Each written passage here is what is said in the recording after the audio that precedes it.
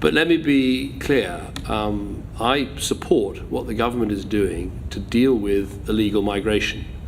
There is nothing more destructive to a country's reputation for a fair migration system than wide-scale, very public, very visible illegal migration.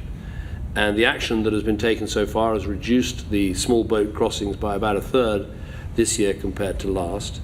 But the next steps are vital, because ultimately what we've got to do is break the model of the people smuggling gangs that are responsible for this. And therefore you have to break the link between getting in a boat, arriving in Britain, and being able to stay in Britain. And remember, all these people that are coming from a safe country. They're coming from France, or they're coming from Belgium. They are safe countries in which they could claim asylum and stay.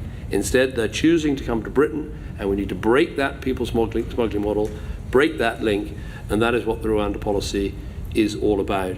And I support what is being done, and I think the Prime Minister has done a good job at coming up with the right package, a treaty with Rwanda that only a couple of weeks ago everyone was said would be impossible, it wouldn't happen. It has happened, and it's a very good treaty.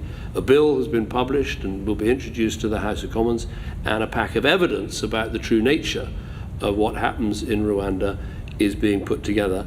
And I've seen that myself, and I think it's very convincing, will overcome the arguments put in the Supreme Court. So that's the position. Every country has to deal with this. One of the things I've noticed since coming back into office is how much the conversation has changed around Europe. Country after country is recognizing the difficulties and dangers of wide-scale illegal immigration and having to find new ways to try and deal with it. Now, of course, there are many things that you can do as Foreign Secretary, Development Secretary, to help with this, which is to make sure that there is growth and development in African countries and in fragile states and in conflict-affected states from which many people come. And all those things are important.